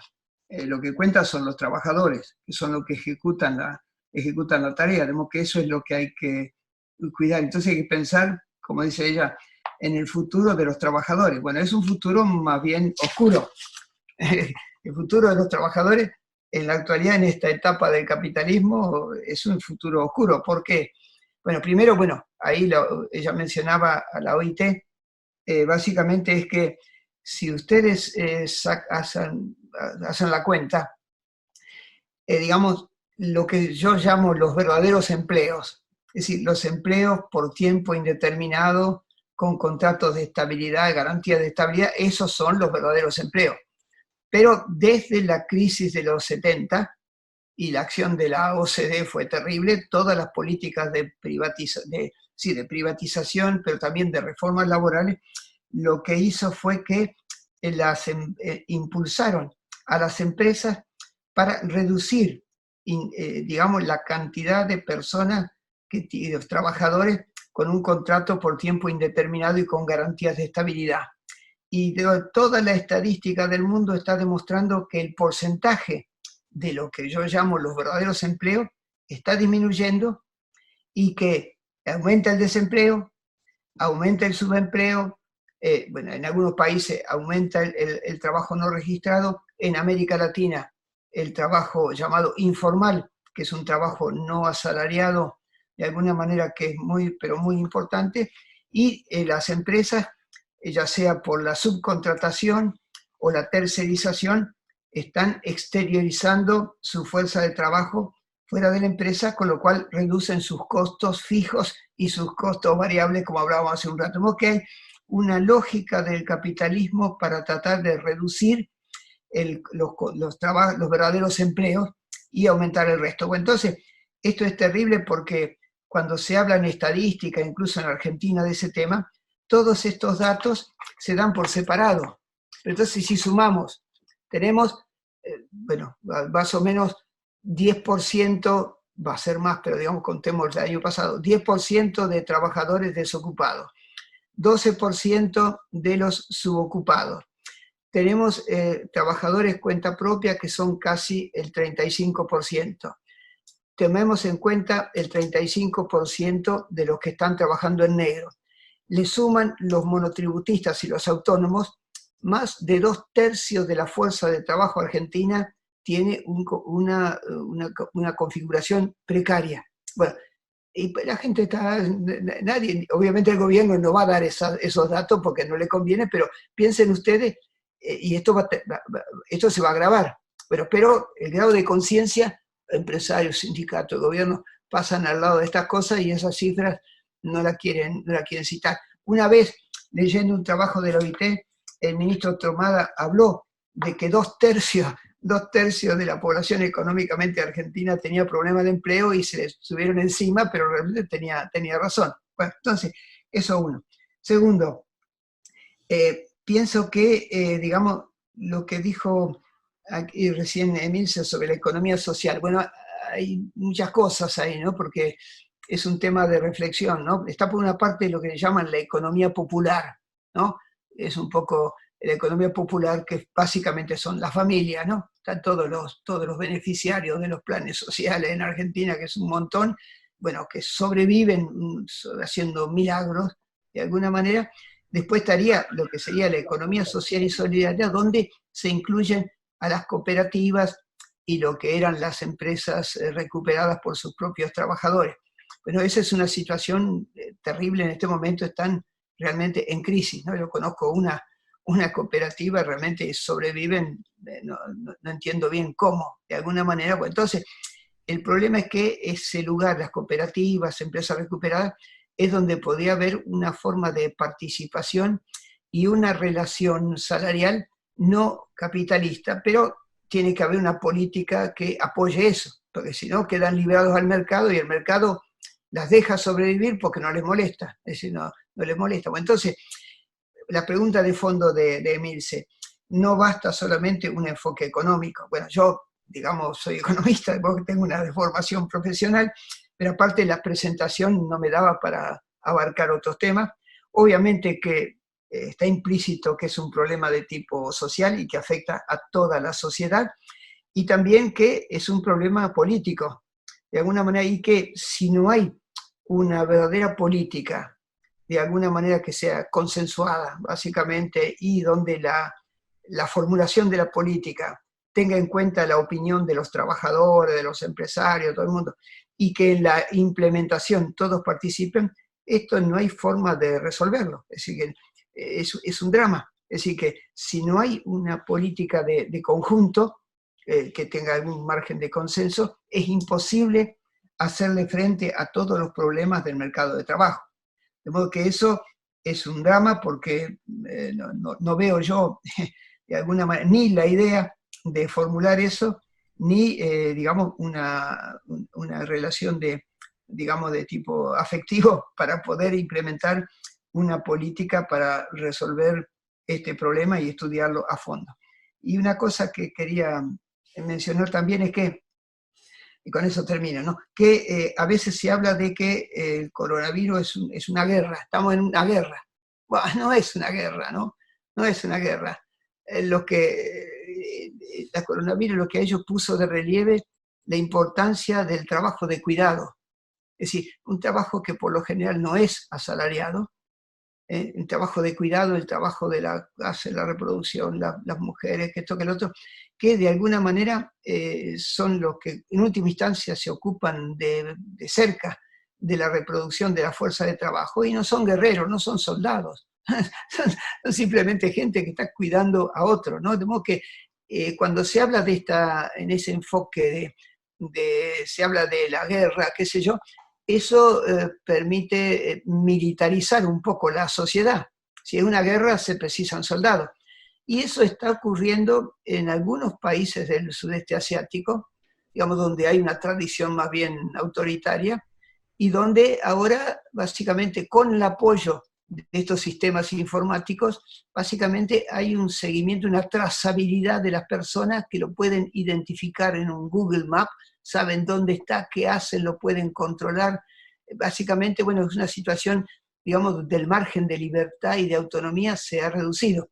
De modo que me parece que es importante no ver la pandemia esta como una guerra. No estamos peleando contra un ejército, estamos peleando contra un virus. Y ahí el trabajo de cuidado es central, el trabajo de cuidado de los hospitales, de la gente que está sola. Hablaba recién Emilce de los viejos, de los geriátricos, vieron que salen, se enferman todos, sacan 60 gente con... Bueno, básicamente ahí tiene que haber un trabajo de cuidado para aquellos que más lo necesitan, ¿no? Es decir, cuidar sobre todo a los más débiles, y eso, bueno, implica una dimensión de solidaridad social que había que estimular, pero el capitalismo impulsa el éxito individual y personal, no la cosa colectiva. El capitalismo trata de individualizar teletrabajadores, monotributistas, autónomos, básicamente, y que no haya un esfuerzo colectivo. De modo que creo que las reflexiones de Emilce son de mucha utilidad. Seguro que me dan mucho tema para reflexionar, básicamente, y para seguir pensando en este tema. Así que le agradezco mucho a Emilce. No sé si hay algún bien, compañero Julio, o compañera que tiene otra pregunta. Sí, hay varios, hay una cola larga de personas que quieren hacer una intervención, pero tenemos un problema que voy a decir a la vieja usanza cuando la televisión era en blanco y negro, que es que el tiempo es tirano. Entonces, nosotros teníamos un horario previsto de 1 hora y media, ya la hemos pasado, digamos, generosamente. Vamos a darle 15, 20 minutos más para poder entrar a las personas que han pedido participar, pidiéndole por favor a los que participan que tengan la mayor brevedad posible como para poder expresarse. El primero que lo hizo fue el doctor Juan Manuel Martínez Chas. Yo te pido, Juan Manuel, que comiences tu alocución. Tenés micrófono abierto.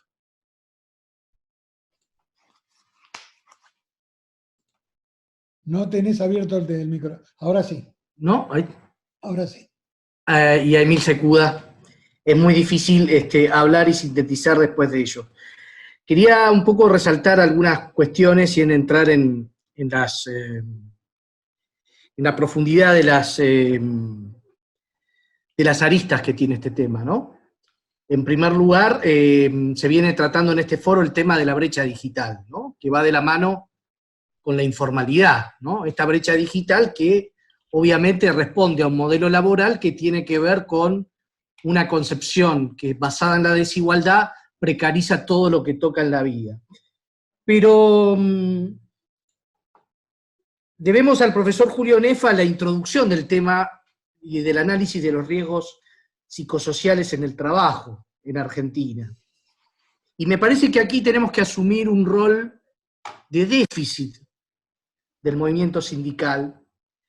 Dice muy bien el profesor Nefa que evidentemente desde 1996, con la Ley de Riesgos del Trabajo, hemos puesto una tabla a la vida humana, ¿no? A los riesgos, a las lesiones y demás, pero no hemos trabajado en también lo que nos enseña Julio de la doctrina francesa, de los 3 elementos fundamentales de los riesgos del trabajo. Primero, la eliminación del riesgo en su origen.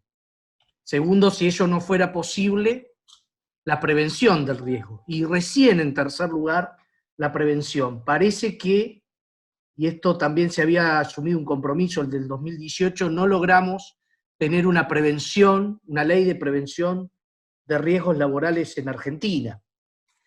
En cuanto al tema del teletrabajo, los temas de la reversión, de las consecuencias que él daba con, digamos, la confusión entre la compatibilización entre la vida familiar y personal del trabajador, la atomización del colectivo, los derechos sindicales, el proceso de reversión, él decía, están contenidos en el análisis que está haciendo el foro en su grupo de trabajo sobre teletrabajo y en un grupo de proyectos de ley que se están debatiendo hoy en el Congreso de la Nación. Debemos recordar que esta nueva normalidad que nos prometen la están diseñando los países centrales y las grandes potencias económicas en este momento. Por lo tanto, estos son temas que debemos abordar ya. Pero más allá del tema de las consecuencias psicosociales que nos hablaba el profesor Nefa recién, y el famoso burnout, el estrés, no hablo del estrés financiero que le agarra a algunas empresas cuando el Estado les presta 18.500 millones de pesos después para no pagar, sino el estrés real, el estrés de los trabajadores. Creo que el movimiento obrero tiene una larga agenda en materia de incorporar a la negociación colectiva, que es la base fundamental del modelo argentino, los riesgos psicosociales, los delegados de prevención, que él señalaba perfectamente que estaban regulados en la provincia de Buenos Aires y en la provincia de Santa Fe, pero que nada impediría, a pesar de el bloqueo patronal, que se instrumenten en la negociación colectiva por parte de las organizaciones sindicales. Debemos recordar que esto es pacífico a nivel internacional y es recomendado por la OIT. Y en ese marco me parece que tiene que tener un impulso muy importante también el dictamen favorable de ambas comisiones de legislación laboral del Senado y de la Cámara de Diputados del convenio 190 de acoso en el lugar de trabajo. Me parece que eso, y la pregunta estaría acá, nos debe impulsar a una reconfiguración del esquema de protección de lo que yo me gustaría nombrar como medio ambiente de trabajo, Julio. Creo que la idea sería comenzar a que el movimiento sindical tome la posta en este tema y comience a diseñar las herramientas que de alguna manera, como dice la OIT, sirvan para que el trabajo sea un bien o un instrumento, también rediseñando qué significa hoy trabajo, para ganarse la vida y no para perderla. Gracias, Juan Manuel. No sé si, Julio, querés agregar algo. Bueno, fueron muchos temas los que planteó Martínez Chas, que bueno, un gusto de conocerlo a través de Internet. Y bueno, el tema de la brecha digital me parece que es importante, pero tiene mucho que ver con la estratificación social. Es decir, que hay sectores en este momento de la sociedad donde dominan perfectamente los medios digitales con todo eso, y hay otros sectores donde apenas tienen un telefonito, digamos, porque está de moda, pero básicamente hay una diferencia muy grande en cuanto al acceso a los conocimientos, y cuando se normalice un poco la situación en Argentina y vuelvan los chicos a la escuela, va a haber una fragmentación impresionante entre aquellos que siguieron estudiando gracias a que los padres conocían algo, que tenían una computadora, y el resto que se les cuelgan digamos, de los cursos, ¿no? Entonces, esto se está generando una mayor desigualdad. Ya la Argentina es desigual, pero esto va a aumentar todavía la desigualdad. Así que las nuevas tecnologías pueden hacer, digamos, tienen cosas muy positivas, pero si la estratificación social no cambia, generan una mayor desigualdad. Bueno, con respecto a los sindicatos, bueno, algunos sindicatos han tenido experiencias muy buenas en la materia. Yo he tenido la suerte de trabajar mucho con los sindicatos, y en la actualidad 2 sindicatos con los cuales llevamos a cabo investigaciones y que nos apoyaron, y donde ya hay un grado de conciencia de esto que yo les conté antes. Uno de ellos es uno de los 4 sindicatos de la ANSES, se llama SECASPI, que ese sindicato es chiquito, son 2.500 trabajadores. Financió un proyecto de investigación que hicimos en el CONICET, con la UMED y con la universidad, que es la investigación más grande que se ha hecho en América Latina, y lo financió un sindicato de 2.500 personas.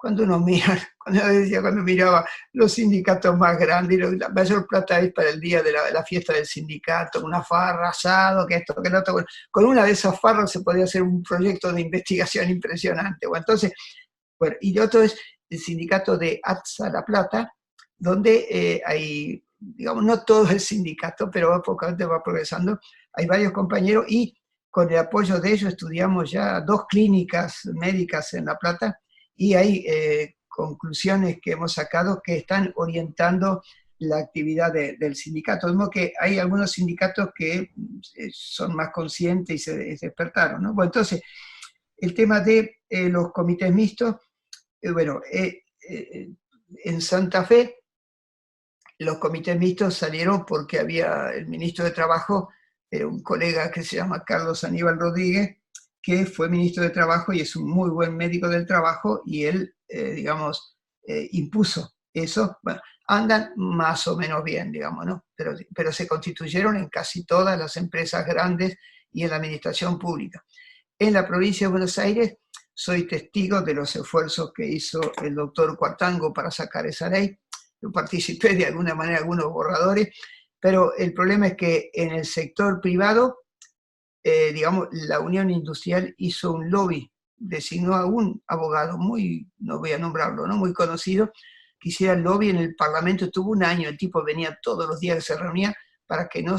Bueno, finalmente la ley se aprobó, en un momento, no sé si era de vacaciones o algo así, se aprobó la ley, pero se aplica muy poco porque, digamos, hubo que hacer muchas concesiones, y para aplicar la ley tiene que tomar la iniciativa los empleadores o el sindicato y ponerse de acuerdo conjuntamente, y bueno, los empresarios, cuando no les conviene, no toman la iniciativa y no pasa nada. Y en el sector público sí, porque son las comisas mixtas, digamos, en el sector público, donde en algunas de las dependencias de la provincia de Buenos Aires se han constituido, sobre todo en el sector salud. Y hoy estaba conversando con una persona que está en el ministerio y nos contaba que en todos los hospitales de las provincias provinciales se han constituido los comités de gestión, comité de crisis, ¿no? Y donde ahí los sindicatos intervienen activamente porque son los que están en frente de batalla, los que están en contacto directo con los enfermos, más que los médicos, son los trabajadores todo el día, mucamas, enfermeros, camilleros, qué sé yo, y digamos, eso va a fortalecer, porque puso de relieve los conocimientos que tienen los trabajadores y de qué manera pueden, de alguna manera, utilizar esos conocimientos para estos comités mixtos. Bueno, y después, bueno, aquí Martín ya hablaba de ese convenio 190, digamos, que habla sobre el acoso sexual. Yo pienso que Argentina tendría que ratificarlo, pero después hay que adaptar la legislación argentina a eso. Y bueno, y después que la gente lo cumpla, porque en Argentina tenemos 20.000, 30.000 leyes, pero las que se cumplen no son tantas. Además que el problema no es solamente sacar una ley, sino que los trabajadores de algunos se apoderen de esa ley para poderla aplicar. De modo que estos son mis comentarios y le agradezco al doctor Machines por su intervención. Bueno, gracias Julio. Estamos a 7 minutos del cierre, media hora después del cierre que habíamos previsto. Yo no quisiera cerrar, yo le tengo que pedir muchas disculpas porque, bueno, ha sido más largo de lo que se pensaba, a tanto a Elizabeth Benítez como a Ariel Berchelli, que son dos personas que habíamos planteado. Quiero pedirle en 2 minutos, porque lo había pedido y un poco porque es el puente de oro que hemos tenido con Julio, a Oscar Cuartango, que por favor nos diga unas palabras y después vamos al cierre con la promesa de todos de poder seguir, porque estos temas uno tiene la sensación que no están terminando, sino que todo lo contrario recién empieza, ¿no? Oscar. Bueno, gracias Jorge, gracias Julio, le mando un abrazo fraterno y de mucho afecto. Yo tengo 3 referentes, uno de ellos es Julio Nefa en la economía social y en el riesgo de trabajo, otro fue Julio Odio en la sociología laboral y otro fue Capón Filas en la parte jurídica. Me honraron con su amistad y me enriquecieron con sus conceptos, de manera que Julio se lo digo personalmente porque eso es así. E incluso cuando asumí como ministro le cargué un trabajo sobre desempleo y trabajo no registrado en la provincia de Buenos Aires, que lo realizaron con mucha conciencia y con mucha claridad y que es un libro de referencia en la materia. Luego, a su vez, seguimos en contacto con todo esto, de manera que mi eterno agradecimiento. Suscribo todo lo que acá se dijo, lo que dijo Julio, obviamente, lo que dijo Juda y lo que dijo Chas. Agrego que incluso hay una embestida de los sectores empresarios, de los sectores de las grandes empresas, que se puede incluso leer en una nota de Marisa Herrera en La Nación, donde se hace referencia al freelance, tratando de venderlo como la solución a la panacea para los trabajadores y que en realidad no deja de ser un disfraz o una aplicación disimulada de lo que es el emprendedurismo o el cuentapropismo en fraude laboral, digamos. Y por otro lado también está un autor español, creo que es vasco, porque Caix se llama Cancela, que se va al otro extremo de hablar de la colectivización de las plataformas digitales. Yo lo que advierto es que, por un lado, tiene que haber una nacionalización del teletrabajo, es decir, no se puede transnacionalizar el teletrabajo porque si no caeríamos en una imposibilidad de aplicar jurídicamente las reglas de protección a los trabajadores. Y después tenemos que hablar no de teletrabajadores, sino de trabajadores, donde el teletrabajo es una modalidad. E incluso el nivel de afiliación tiene que ser en función de la actividad de la empresa y no de teletrabajadores, porque de lo contrario se armaría un colectivo donde estarían cruzados las actividades, pero donde estaría unificada la herramienta, y entonces se los haría víctimas de todos los abusos del teletrabajo. Por eso creo que tenemos que estar a la defensiva, como dice Julio, como dijeron todos, y que incluso tenemos que comenzar porque el trabajador que efectúa su actividad a través del teletrabajo está en relación de dependencia y le son aplicables las normas de la ley de contrato de trabajo como piso, que luego puede ser mejorado por las negociaciones colectivas. Digo esto sin extenderme más porque el tiempo no nos agota, nos acosa, no nos agota.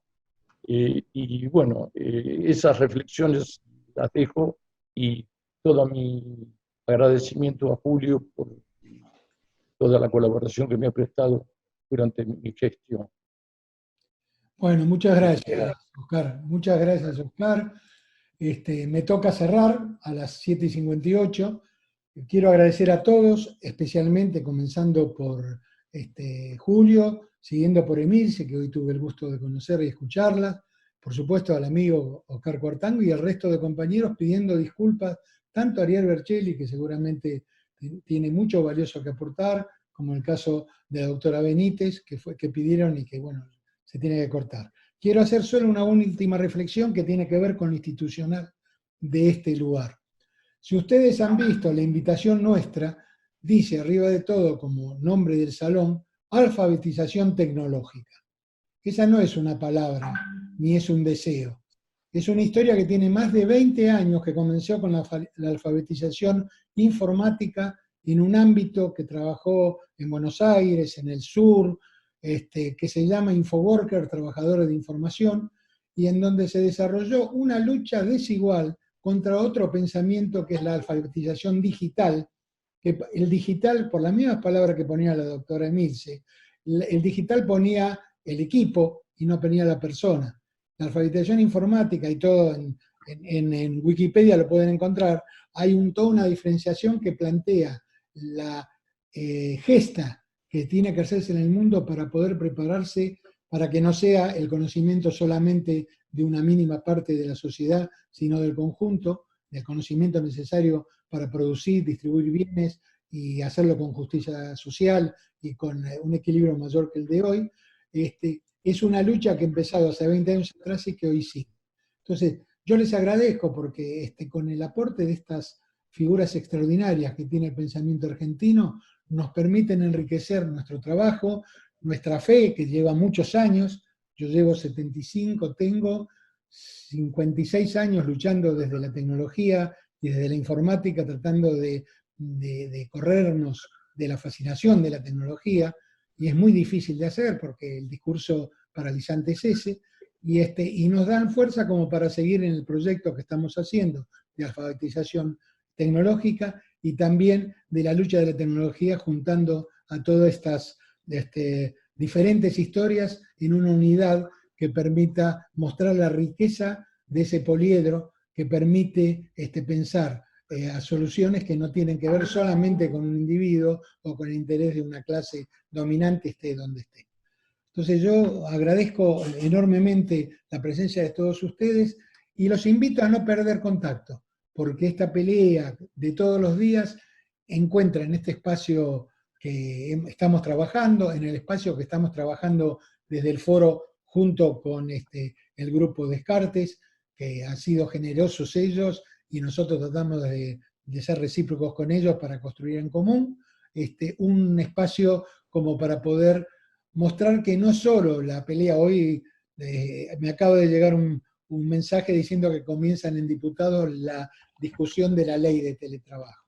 La ley de teletrabajo va a ser el resultado de funcionamientos de este tipo, no de funcionamiento del deber ser, sino de encontrar la fórmula que permita la participación de todos los actores, especialmente los que trabajan, que son el objetivo primero y último en el cual se debe pensar todos los sectores, todos los representantes y todas las estructuras sociales que dicen representar a quien en última instancia terminan muchas veces perjudicados por las nuevas ideas.